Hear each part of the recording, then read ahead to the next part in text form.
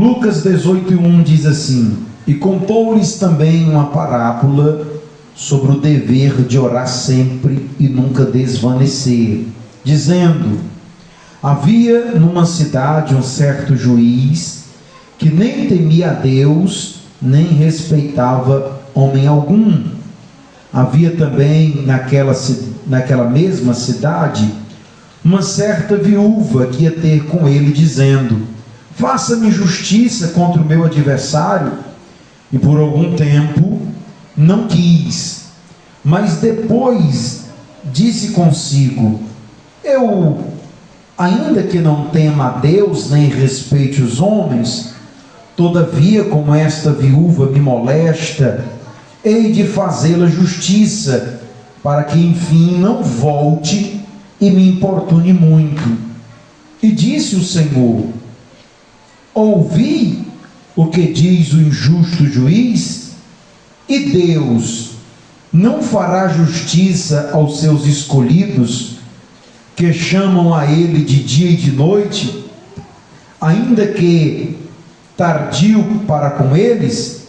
Digo-vos que depressa lhes fará justiça.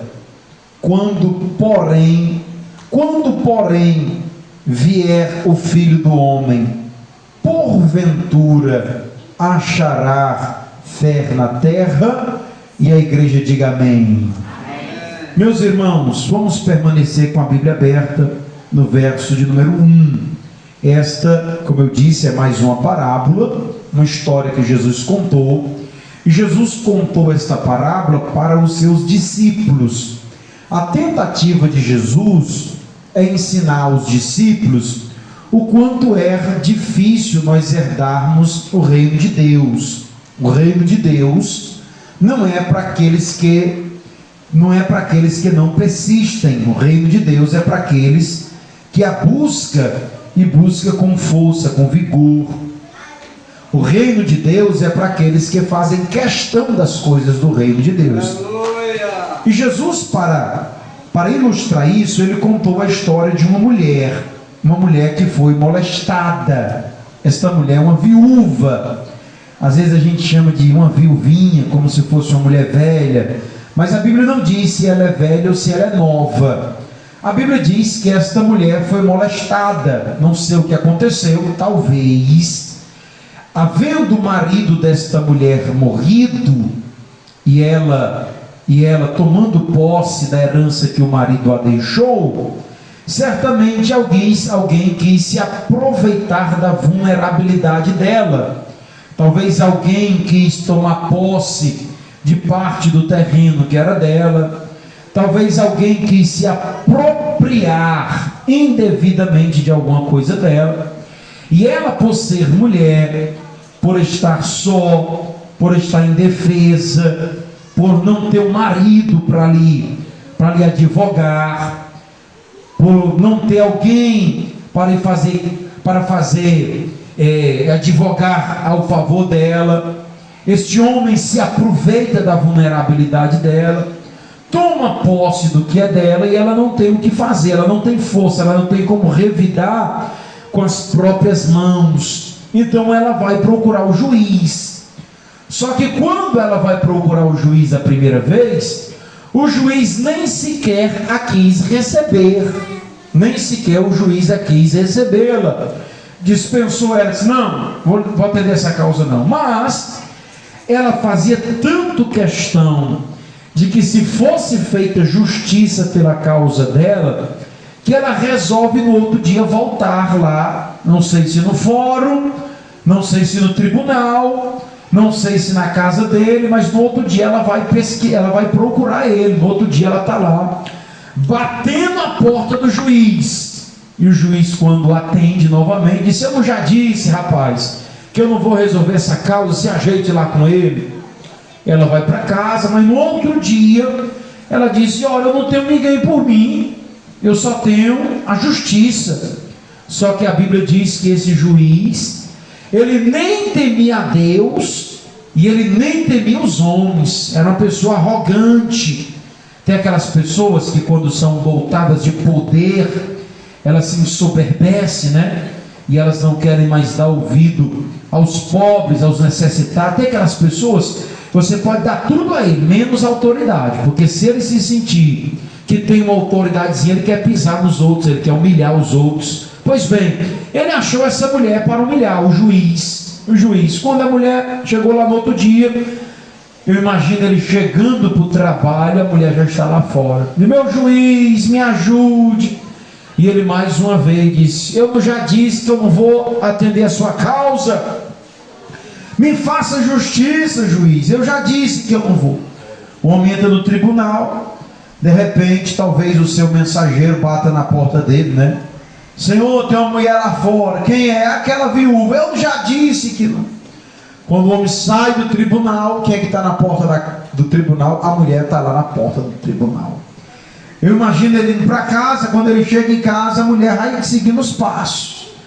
O que o texto nos dá a entender é que essa mulher não deu sossego ao juiz. Para onde o juiz vai, parece que eu estou vendo a cena, ó. Parece que eu estou. A mulher colocou no coração, a mulher colocou assim: eu não vou.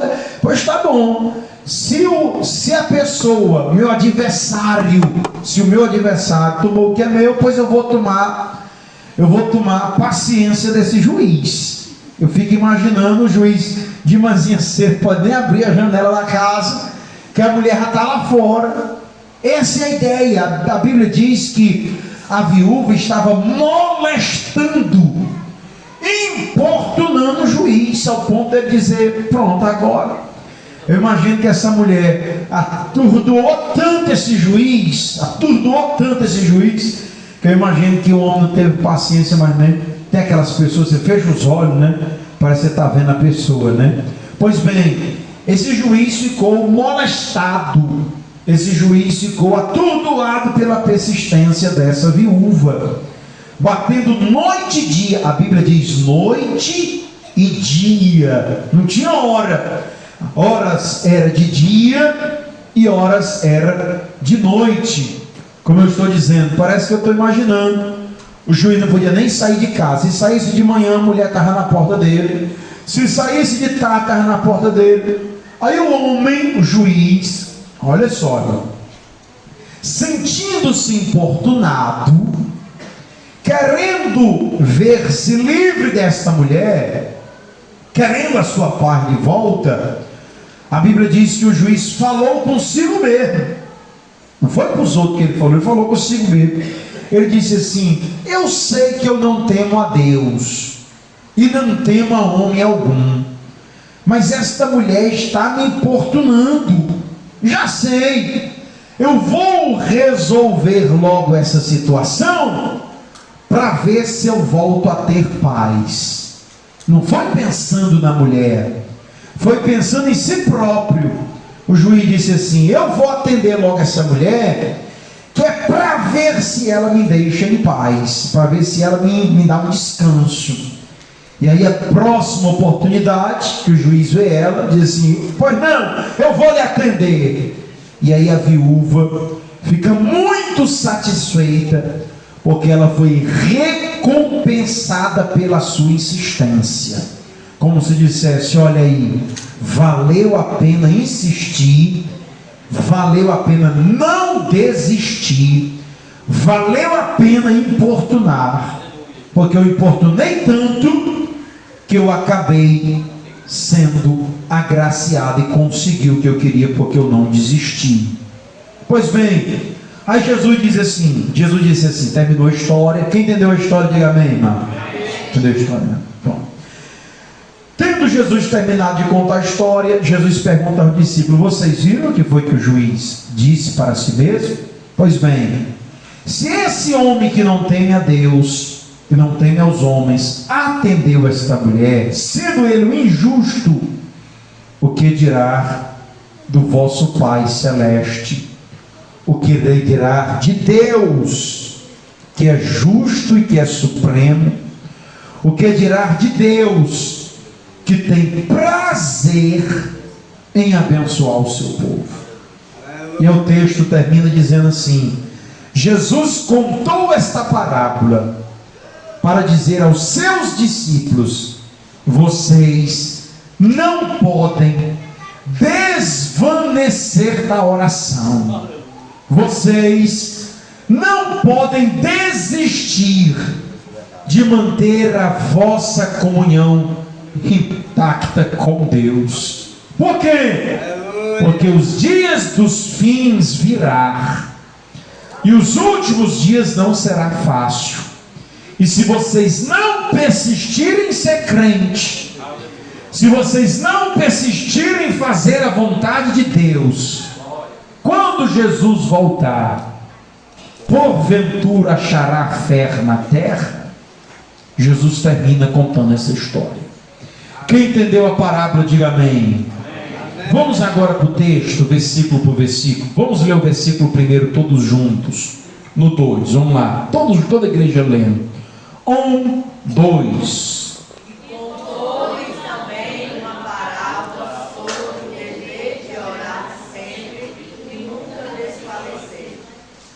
Olhe, meus irmãos, eu vou extrair algumas verdades desta parábola, mas o que a gente não pode esquecer é que tanto no começo como no final da parábola, Jesus evidencia a verdade de que essa parábola fala da importância da oração.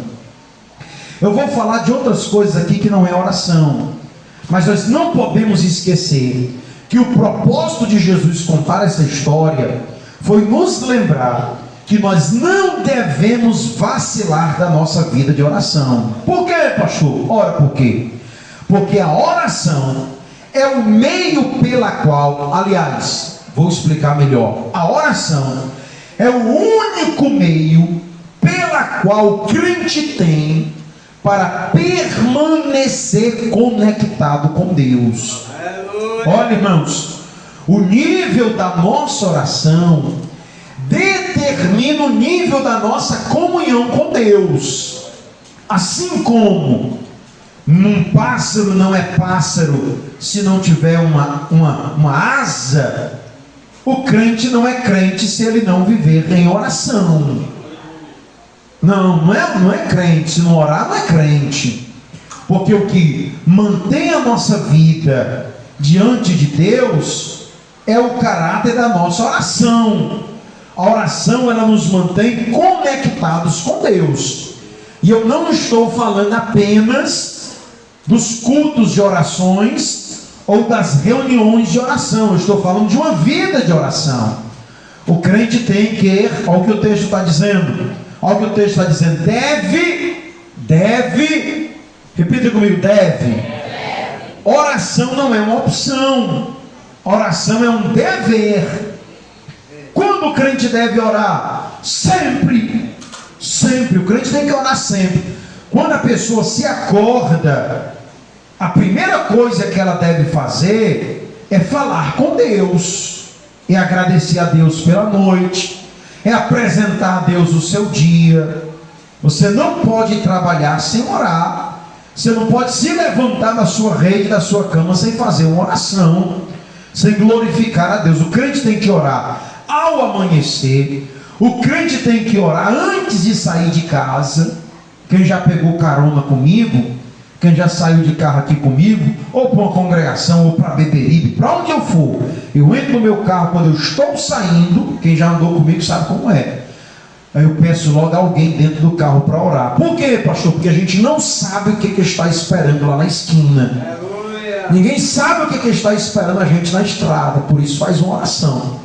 Um dia eu saí com a família e eu pedi o Pedro Fernando para orar. Eu disse: Pedro, ora por nós.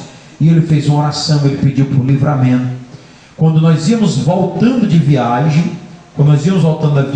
na volta, eu peguei um retorno, vi o retorno muito em cima e vi que dava certo. Taquei o pé no freio, puxei assim, deu certo.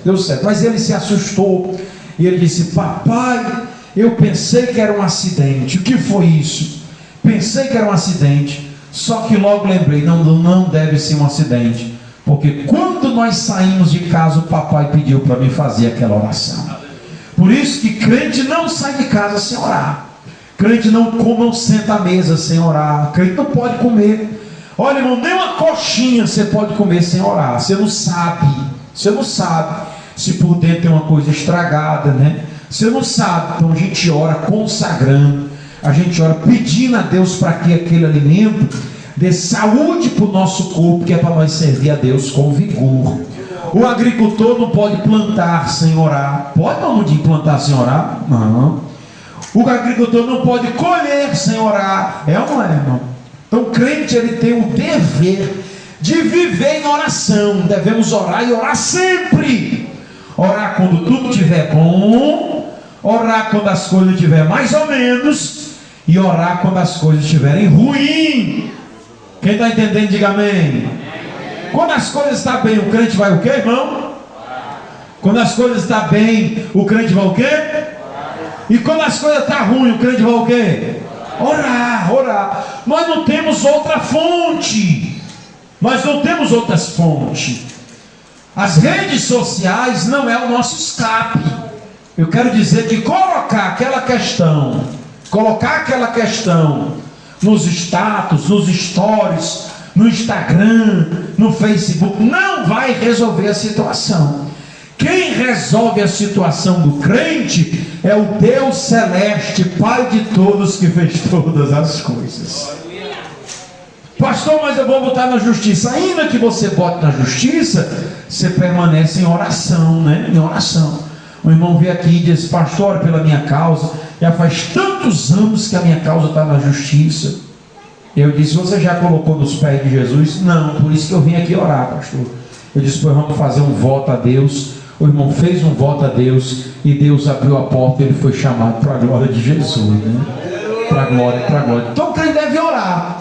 E nunca o que, irmão? Nunca o que? Diga para quem está do seu lado, diga assim: não desanime não, irmão. Desanime não, irmão. Por quê, pastor? Porque desanimar é fácil. Sabe por que desanimar é fácil? Porque orar é difícil. Olha, eu não estou aqui para enganar ninguém. Estou aqui para contar a verdade. Não estou aqui para iludir ninguém. Orar não é fácil. E por que não é fácil? Por causa dos nossos inimigos. Quais, pastor? Eu listo duas qualidades de inimigo. Nós temos os inimigos internos e os inimigos externos. Ou seja, tem coisa aqui dentro que quer me fazer parar de orar. Exemplo: a minha carne. A minha carne não quer orar. Minha carne não quer orar. Pelo contrário, a minha carne, ela milita contra o meu espírito. Eu estou num propósito de oração nas caladas da noite. Aí quando eu me desperto para orar, o meu espírito disse assim: meu filho, vá orar, dobre o seu joelho. Aí a minha carne dentro de mim diz assim: fique deitado mesmo, está tão gostoso aqui essa cama, fique deitado. Então o primeiro inimigo que nós temos para orar é a nossa carne. Nossa carne. A preguiça, irmão. Pensa o quê? Tem gente que não veio para o culto hoje, até queria vir, porque ela não veio. Pastor, me deu uma preguiça. Então são os inimigos internos. É coisa dentro de nós. A canseira da carne, as doenças. Tem gente que não veio hoje porque está doente mesmo. Não listei o nome, um bocado de irmão, não foi? Quando os irmãos começaram a mandar mensagem, eu disse: vixe, não vai dar ninguém no culto hoje, né? Um bocado de gente doente. Então é isso, deixa eu dizer, são os inimigos internos, coisas dentro de nós que querem nos fazer desanimar. Mas Jesus contou essa parábola justamente para isso, para dizer que nós não podemos desfalecer de buscar a Deus. Aleluia! Devemos buscar o Senhor, até mesmo quando a nossa carne disser que não vem. Além dos inimigos internos, tem os inimigos externos, nossas preocupações, a luta do dia a dia. Eu vi um irmão, disse: irmão, estou sentindo sua falta. Na igreja nunca mais o irmão apareceu. Pastor, é a luta do trabalho, eu chego tão tarde da Tijuca. Pastor, o meu patrão está botando hora extra para mim direto. Então essas coisas, elas impedem a gente de ir buscar a Deus, de manter nossa vida com Deus. E fora as coisas espirituais, os irmãos sabem que a nossa luta nem é contra a carne, nem contra o sangue. Nós lutamos contra os principados e as potestades. Tem demônios por aí, irmãos, trabalhando na tentativa de desvanecer o crente. O irmão disse assim: pastor, ore por mim, que eu sei que isso é espiritual. E o que é, irmão? Olha, pastor, de manhãzinha cedo, quando o senhor bota no grupo da igreja que hoje é doutrina, eu me animo. Aí o senhor bota aquele videozinho: pro culto de doutrina eu vou. Aí eu me animo, eu disse: eu vou pro culto de doutrina. Pastor até separa a roupa e disse: eu vou pro culto de doutrina. Pastor, mas quando dá umas 5h30, quando dá umas 6 horas, irmãos, é a hora. Alguém disse: é a hora da bruxa, pastor. Não todas as horas de Deus, mas é a hora em que os inimigos da nossa alma quer colocar canseira, começa a trabalhar, a desanimar para você não vir. Aí quando dá 7h30, o demônio vai embora e ainda diz assim: vai, mas não, que agora está tarde. Aí você fica arrependido porque não veio, e porque não veio, não recebeu a palavra, e porque não recebeu a palavra, deixou de ser abençoado para a glória de Deus. Eita Jesus! Então os irmãos, já fica alerta. Quando dá umas 5h30, 6 horas da tarde, que vem aquela moleza, aí você levanta a mão e clame ao poderoso sangue de Jesus. Você já aprendeu a clamar o sangue de Jesus? Já, irmão? Vou ensinar os irmãos. Levanta a mão assim para o céu, levanta a mão e diga assim: sangue de Jesus tem poder. Pode clamar, dê um grito, você vai ver que essa canseira vai embora, a alegria vai voltar. Quem entendeu, diga amém. Ora, irmãos, um dia um irmão chegou atrasado no culto, aí depois do culto me procurou. Disse: pastor, o senhor viu que eu cheguei atrasado? Vi não, irmão, nem percebi. Foi, pastor. Ora, me esvaneci, perdi o horário, quando eu olhei já era 7h30. Eu disse: não, sendo 7h30 eu não vou mais não. Até que eu entendi que aquele era a cor do diabo. Eu disse: pastor, me levantei de Satanás, eu vou para te envergonhar, nem que eu chegue atrasado. Eu disse: irmão, chegou que hora? Perto de 8, peguei a doutrina todinha, pastor. Glória a Deus. Você não pode desvanecer. Diga para quem está do seu lado, diga assim: não desvaneça, irmão. Muito bem, vamos para a história. Verso de número 2. Nós vamos ler todos os versículos e explicar todos eles. Todos juntos, lendo aí o 2 no 2, hein? 1, 2. Dizendo: havia numa cidade um certo juiz, que nem a Deus temia, nem respeitava homem algum. Meus irmãos, vamos lá. Quero falar aqui duas coisas nesse versículo. Primeiro, perceba que no texto o juiz está atrelado à cidade. Leia aí de novo, presta atenção. Havia numa cidade um certo juiz. A epígrafe da parábola vai dizer que esse juiz é um juiz iníquo, era um juiz injusto. Escuta, o texto está dizendo que o juiz não fazia o que era certo. É o juiz da cidade. E o próprio texto vai na frente dizer que esta mulher, que morava numa cidade de um juiz injusto, esta mulher sofreu injustiça. Ou seja, não é só o juiz que é injusto, a cidade também é uma cidade injusta. É uma cidade onde as pessoas são injustas. Você já ouviu dizer que o povo tem um rei que merece? Você já ouviu dizer que o povo tem um representante que merece? Você já ouviu dizer que o povo é a cara dos seus líderes? Pois bem, nesta cidade não é só o juiz que é único, ladrão. Não é só o juiz da cidade que é injusto. A cidade também é uma cidade injusta.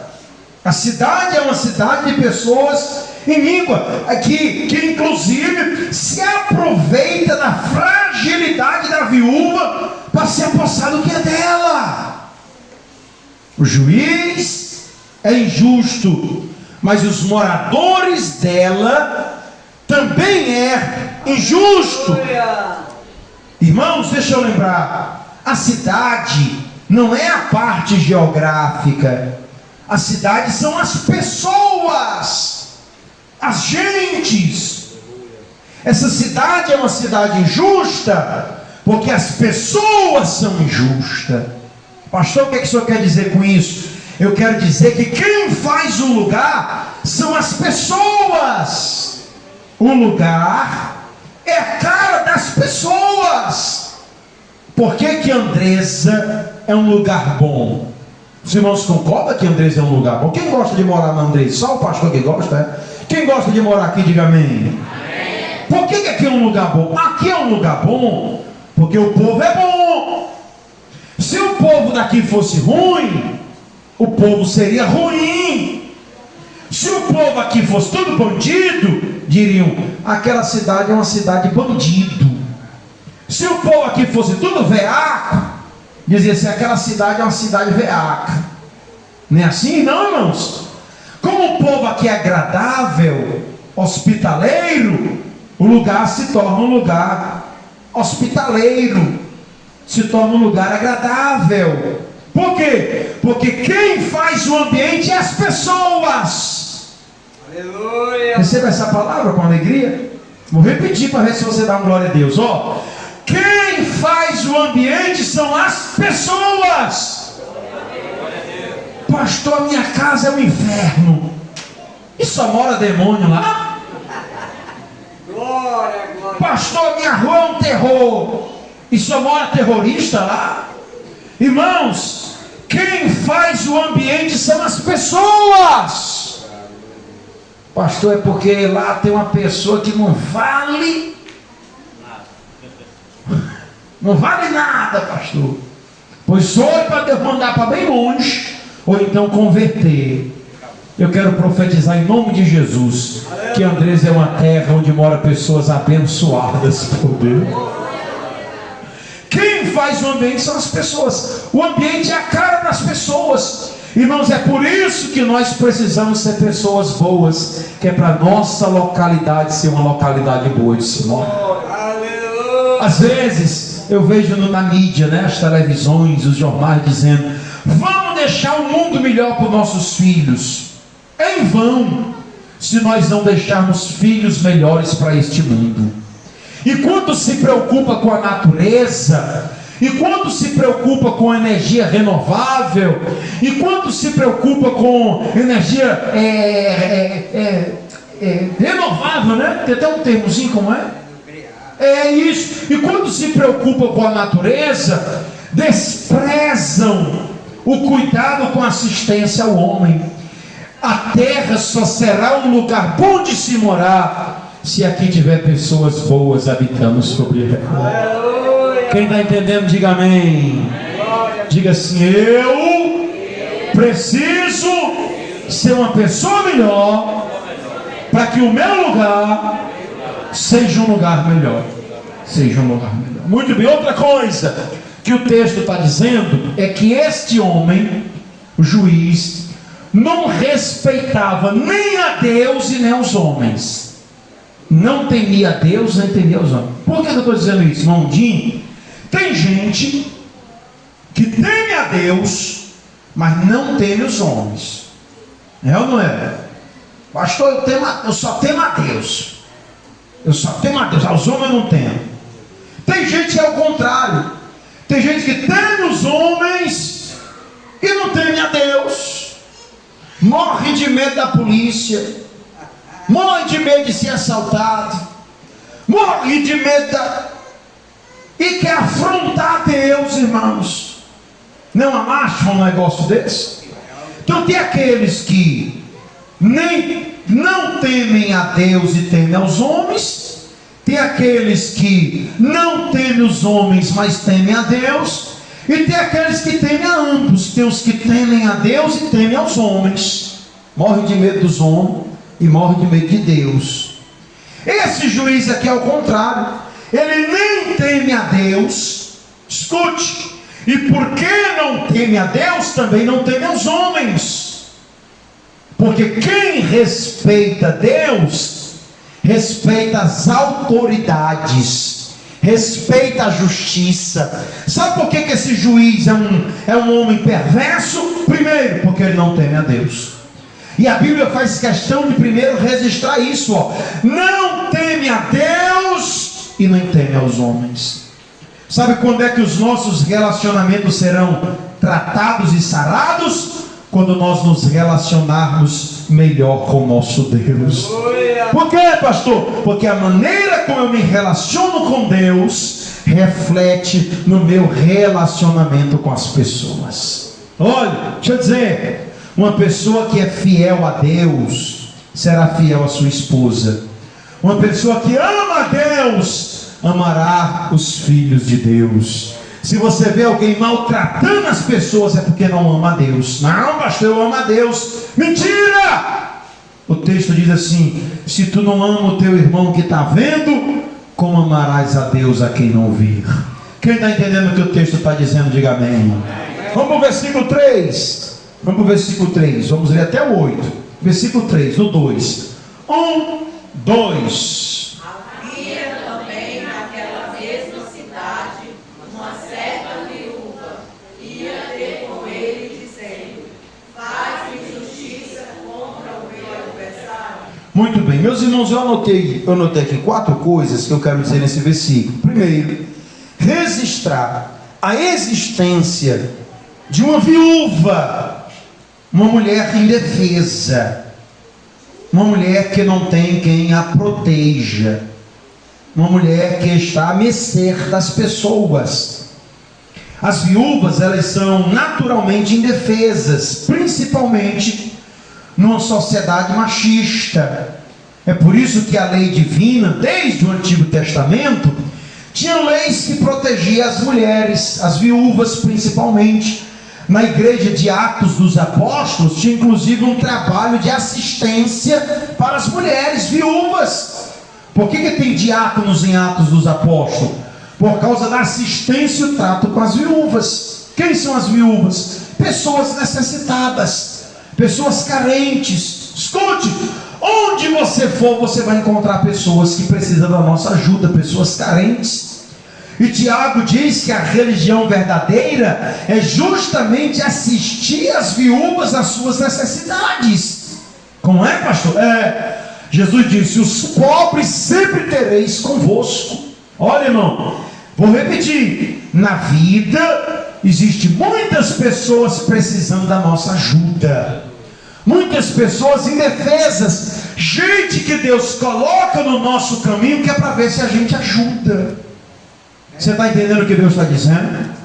Essas pessoas, elas entram na nossa vida porque nós somos servos de Deus. E Deus quer atender os indefesos. E as mãos de Deus é a igreja. E a igreja não pode fechar os olhos para esta realidade. Nesta cidade de pessoas injustas havia uma viúva, uma mulher indefesa. A segunda coisa que eu quero dizer é para nós tomarmos o cuidado. Porque em terra de pessoas injustas, eles sempre vão querer se aproveitar da indefesa alheia.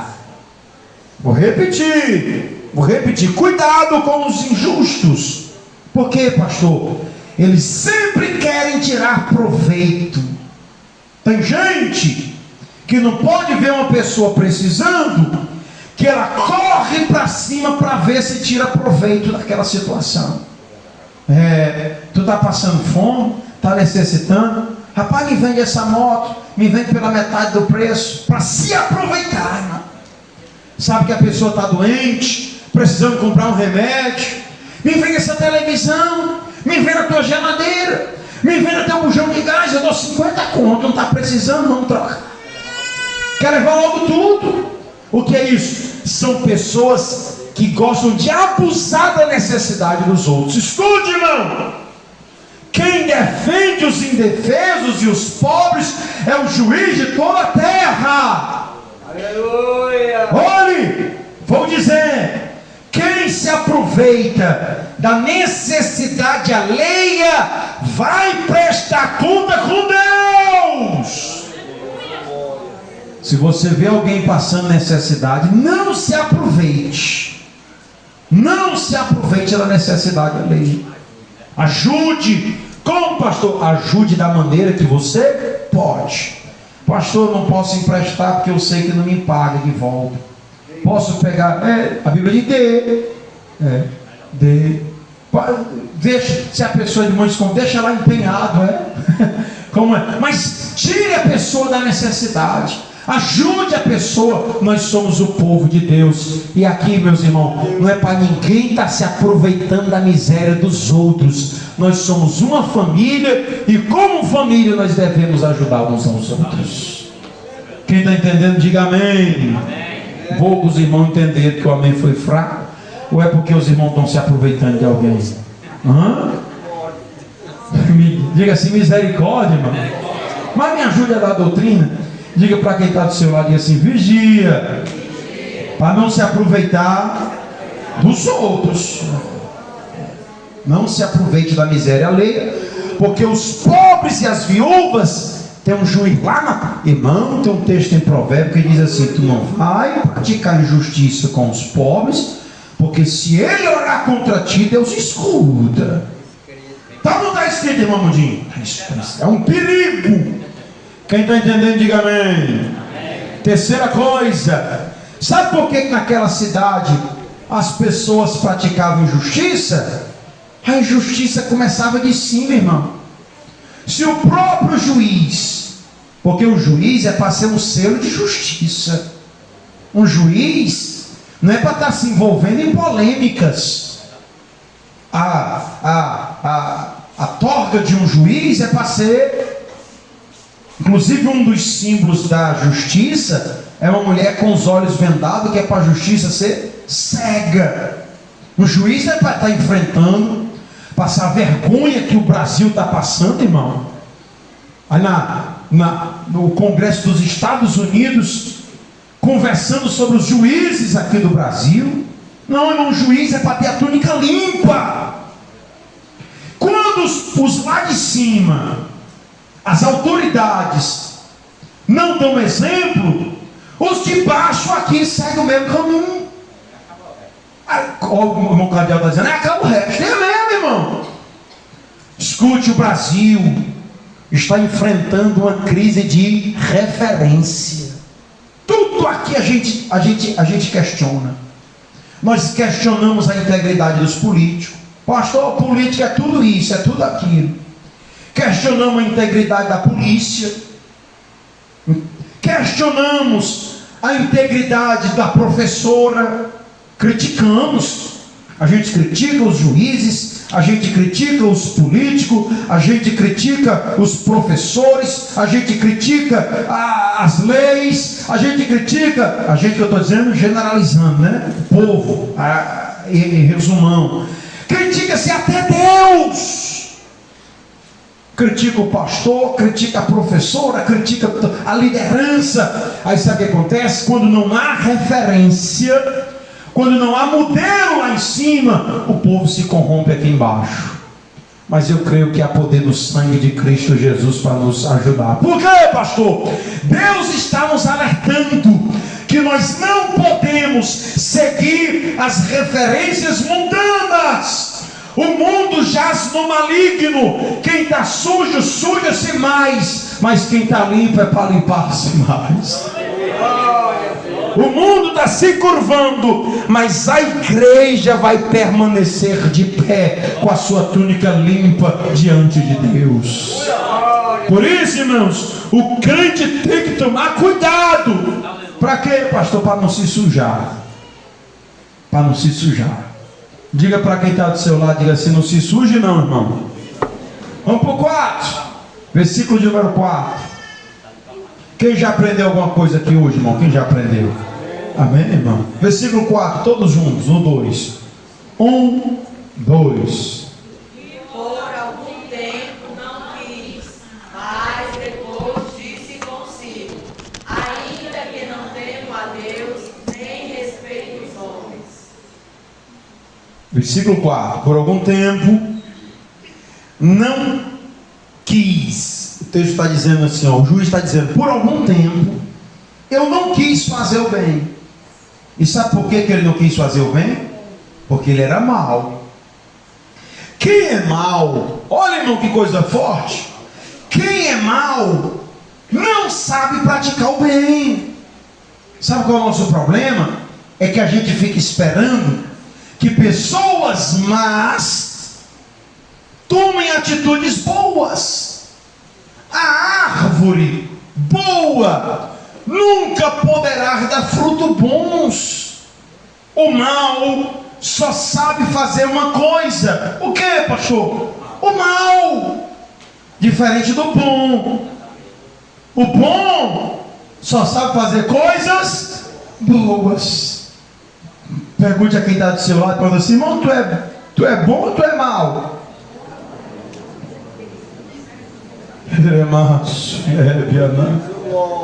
Pois quem é mau faz o que é mau, mas quem é bom não faz o que é mal. Tem dificuldade de fazer o que é bom. Então o texto dizendo, por um tempo, mas depois ele disse consigo, ainda que não tema a Deus e nem respeite aos homens, versículo 5, vai, versículo 5, todos juntos, 1, 2,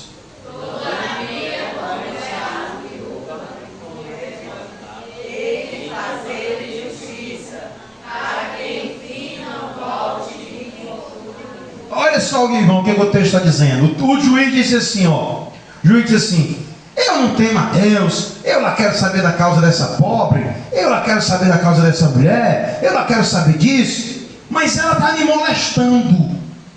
Todo dia essa mulher está tirando minha paz, eu não tenho mais sossego, eu não tenho mais vida social, essa mulher fica gritando comigo no meio das ruas. Então, para me se livrar desse problema, eu vou fazer o bem a ela. Só que ele, escute, entenda aqui, ele não está querendo fazer o bem a ela, ele está querendo fazer o bem a si próprio. Porque tem gente que só vai fazer uma coisa para alguém se ele se beneficiar, se ele tirar vantagem. O que eu vou ganhar com isso? Vai ser bom para mim? Irmãos, quem é de Deus não faz o bem olhando para o seu próprio umbigo. Quem é de Deus faz o bem ao próximo olhando para o próximo. Nós já estudamos aqui a parábola do bom samaritano, que fez o bem olhando para o próximo e não para si. Quem está entendendo o que Deus está dizendo? Deus quer que você seja uma pessoa boa, mas para você ser uma pessoa boa, você precisa fazer o bem sem olhar a quem, mesmo que você não receba algo em troca. Para quê, pastor? Para você não parecer aquele candidato político, né? Que chega na sua casa, rapaz, eu vim te ajudar, quero te ajudar de alguma forma. O que é? Eu vou lhe dar aqui 3 sacos de cimento. Toma 3 sacos de cimento. Rapaz, você é uma pessoa tão boa. Mas no dia da eleição volte em mim. Ou seja, fez o bem pensando na retribuição, em se beneficiar. Irmão, não se engane. Os homens carnais, eles praticam a justiça olhando para o seu próprio umbigo. Pastor, meu patrão é gente boa demais. Meu patrão tem uns que botam o patrão lá em cima. Meu patrão é isso e aquilo. Ele só isso e aquilo com você porque você é um bom funcionário, porque você é uma pessoa boa, porque você é um crente honesto, respeita o trabalho, você não se atrasa. Começa a faltar para tu ver. Começa a botar atestado para tu ver. Como vai trabalhar se maldicendo para tu ver? Será que te tratar desse jeito? Não se engane. Jesus não mente. Ele diz só há um que é bom, a saber aquele que está no céu. Quem está entendendo, diga amém. Oh, glória a Deus. Vamos para o versículo 6. Irmãos, esse negócio é tão forte que Jesus destacou o versículo 6 só para repetir. Jesus está dizendo assim, Vocês ouviram aí o que foi que o injusto juiz disse? Jesus está frisando. Vocês entenderam? É isso que Jesus está perguntando. Saculeja aí esse crente lá do teu lado, acorda ele e diz assim: tu está entendendo, irmão? Tu está entendendo, irmão? Que só tem um que pode te ajudar, que só tem um que pode ser por ti. É tão forte que ele repete o versículo 6. Vamos para o 7. Estamos terminando. Quem aguenta o finalzinho da mensagem, diga amém, irmão.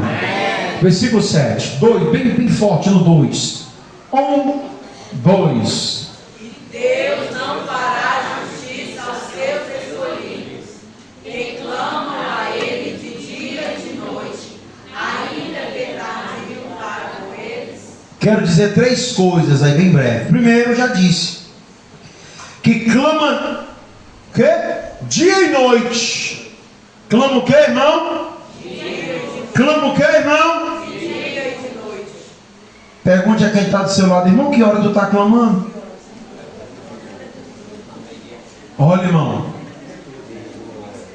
clamar. Vou ensinar, viu? Vou ensinar aqui, irmão. Clamar é falar com Deus com o uso de palavras. Escute, pensar em Deus não é clamar. Tem uns irmãos que dizem: não, pastor, eu passo o dia todo ligado com Deus, só que a minha mente é Deus, tal. Não, mas isso aí não é clamar. Clamar é transformar os seus sentimentos em palavras. Eu digo assim: irmão, quarta-feira, curso de doutrina, vamos chegar mais cedo para nós orar meia hora de joelho. Aí tem uns irmãos, ele não ora não.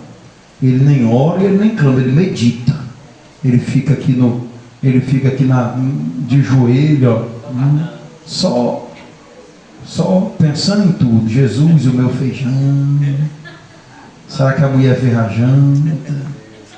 Será que esse rio vai estar cheio amanhã? Será que o pastor vai descer o rio? Se ele me chamasse, eu ia também.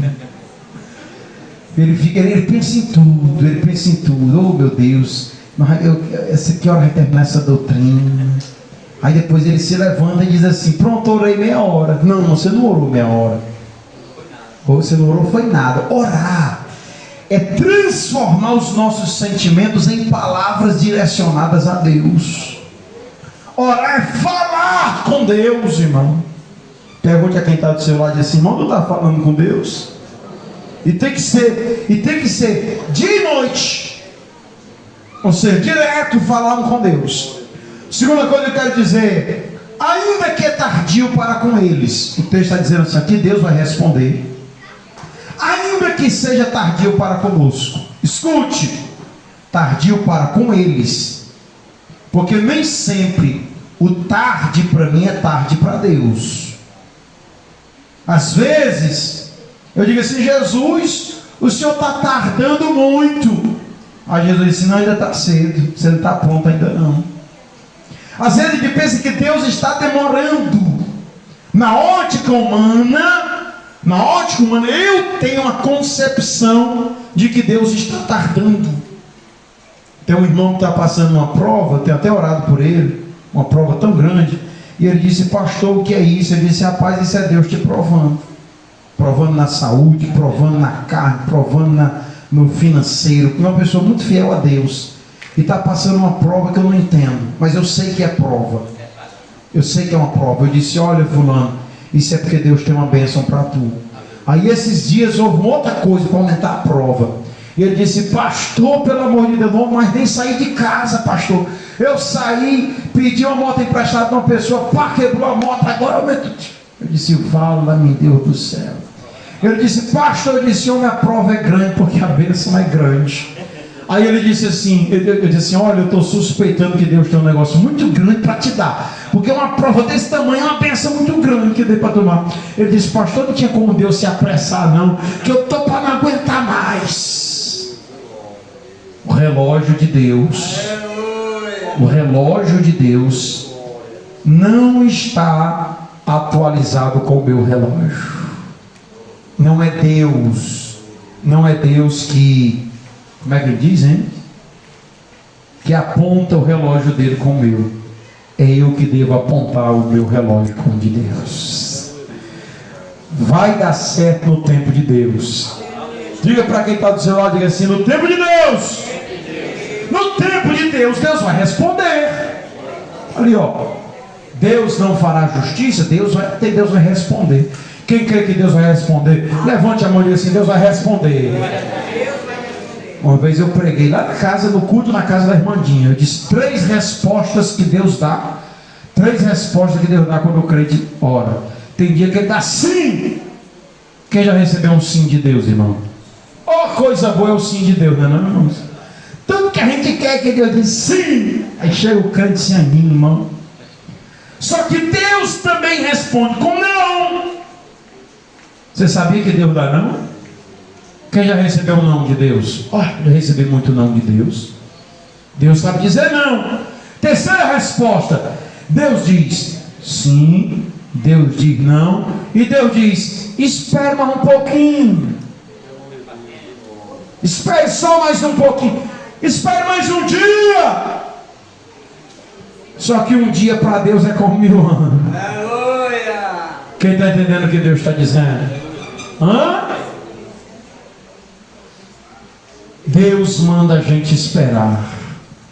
E se não chegou ainda é porque não está no ponto. Se Deus antecipar em te abençoar, Ele vai estragar o que Ele tinha preparado para você. Diga para quem está do seu lado, diga assim: descansa no tempo de Deus. Eita Jesus, último versículo para nós terminar e ir para casa. Último versículo. Já deu 9 horas, deu horário. Vamos ler todo mundo junto no 2, hein? 1, 2. Digo-vos que depressa lhes fará justiça. Quando, porém, vier o Filho do Homem, porventura achará fé na terra. Olha, irmão, Jesus está pregando no começo do cristianismo. No começo ele está plantando a igreja. Ele plantando a igreja, tinha uns crentes que queriam desistir. Por isso que ele contou a história da viúva, dizendo assim: não desista não, porque se você desistir agora, como é que vai ser no final? Mamudinho, quando começou aqui, era o senhor, o Luiz Pombo, irmão Joel, irmão Zé Cicia, né? Se você tivesse desistido, irmão, estava igual outras localidades aqui do Beberibe que não tem igreja. Palmeira, os Caetano ali, né? Dificuldade. Olha, então, se a gente não pode existir agora, porque o que nós estamos fazendo agora, o que nós estamos plantando agora, vamos colher lá na frente. É ou não é, irmãos? É. Os irmãos que plantaram cedo dizendo assim: eu vou plantar aqui, que é para me colher lá na frente, porque se eu não plantar aqui, eu não vou colher lá na frente. É por isso que Jesus está dizendo: ó, vocês segurem firme aqui, que é para quando for lá na frente, Deus achar ferro na terra. Deixa eu dizer, o que você está plantando hoje, você vai ver o resultado lá na frente. Você crê que lá na frente você vai ver o resultado? Lá na frente você vai ver Deus te honrando. Outra coisa que eu quero dizer, até anotei aqui, irmão: a dificuldade de ser crente nos últimos dias. Coisa difícil é ser crente nos últimos dias. Sempre foi difícil ser crente, não foi, irmãozinho? Mas parece que quanto mais perto da porta, aí é que o negócio aperta. Olha, irmãos, os primeiros crentes sofreram, mas os últimos crentes vão passar por um aperto. Por quê? Porque o ciclo está se fechando. A Bíblia diz que nos últimos dias aumentar-se-á a iniquidade e o amor de muitos se esfriariam. Diga para quem está do seu lado, diga assim: não se esfrie não, irmão. Por isso aqui o pastor manda você dar um grito: glória a Deus, que é para isso se esquenta. É por isso que você tem que vir para o culto. Coisa triste é um crente frio. Aleluia. Tem coisa pior, irmão, na igreja do que sentar do lado de um crente frio, murmurador, reclama de tudo. Você não pode dizer: não, glória a Deus. Ele olha para você e diz: para que isso? Mas, né? Eita, gente. Agora, uma coisa boa é sentar perto do crente fervoroso, né? Escute, irmão. Eu me preocupo muito quando eu vejo um crente frio, porque a Bíblia não mente. A Bíblia mente, irmãos. A Bíblia diz que quando aumenta o pecado, o amor se esfria. Quando eu vejo um crente frio, eu disse: Jesus da graça tem pecado por trás. Vou repetir, irmão. Olha, irmão, só diz isso aqui que eu vou dizer agora quem está lavado no sangue de Jesus, viu?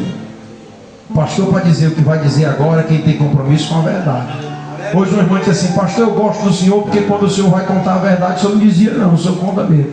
A Bíblia diz: por aumentar a iniquidade, o amor de muitos se esfriariam. A frieza espiritual está atrelada ao pecado. Quando eu vejo um crente se esfriando na fé, é porque tem pecado por trás. Pastor, o que é que faz? Larga esse teu pecado e seja um crente fervoroso na presença daquele que vive eterno. É duas coisas que é difícil: é ser crente nos últimos dias, e segundo, é ser, outra coisa difícil, é ser crente depois de muitos dias. Quando o cara está novo na fé, não perde uma vigília. Quando o cara é novo na fé, meu filho, você está alegre assim: pastor, Jesus me batizou. Quando? Semana passada. Aí está aqui, não perde nada. Aí foi dando umas caminhadazinhas, aí foi se esfriando, aí foi se esfriando, aí foi se esfriando. Aí, você lembra quando você orava de madrugada? Você lembra? Você lembra quando você era aluno da escola dominical? Você lembra? Você lembra quando você cantava no conjunto mais alto do que todo mundo? Você lembra? Você lembra quando você passava horas de oração, você tinha prazer na presença de Deus? Os dias foram se passando, e aí o Senhor chega, achará o Senhor ferro na terra. Deixa eu dizer, os dias prolongados não pode arrancar a fé que Deus plantou no seu coração. Eu quero terminar esta mensagem essa noite fazendo uma oração, pedindo a Deus que Deus venha repreender toda frieza espiritual. Pastor, não estou precisando não, que eu estou fervoroso. Pois eu vou orar para você permanecer fervoroso. Pastor, eu estou aqui só. Pastor, eu sou aquele crente que o senhor falou das 6 horas, que dá aquele desânimo. Eu não sei nem como é que eu vim hoje, pastor. Pois nós vamos orar e vamos repreender esse demônio. Quem quer essa palavra? Eu queria que você ficasse em pé adorando a Jesus. Eu queria que você ficasse em pé adorando a Jesus. Amasso e decanter arrebiado. Oh, glória a Deus. Eu vou pedir o irmão Mundinho para fazer essa oração, para que Deus venha ferver a nossa alma com a sua presença, para que Deus venha aquecer os nossos corações com a sua presença, para que Deus venha derramar a sua graça sobre a nossa vida, para que nós não venhamos desvanecer. Oh, feche os seus olhos nesse momento, coloque a mão sobre o seu peito e receba essa oração calorosa. Bendito e eterno Deus, graças te damos pela tua palavra rica e poderosa. Deus eterno, continua dando aviso à tua igreja, avivando, alertando, porque é a tua palavra, Senhor, que nos acesse, que nos fortalece, que nos abençoa, que nos orienta. Ó Deus querido e Pai, nos últimos dias, como o pastor falou, então temos cuidado para não deixar esfriar. Seja caloroso, seja brasa de fogo, encostado dos outros, porque precisa da tua cintura, para que a frieza não chegue perto. Deus de eterna bondade, abençoa a tua igreja. Já oramos e continuamos porque a mesma palavra do juiz, a mulher afortunava, e nós podemos também afortunar Deus todos os minutos, para que Ele nos atenda, porque nós somos frágeis, nós somos carentes e precisa bater na porta diariamente, para que nós não desfaleça, para que nós não esmoreça, bata na porta de Deus direta, então você vai se fortalecer, vai ser abençoado, vai ser protegido, vai ser guardado, e por isso, Senhor, despede nós de paz para nossos caras, dando o resto de semana abençoado, nos consagrando, nos abençoando, para nós recebermos o teu emblema que tu tens preparado para a tua igreja. Deus eterno, seja conosco.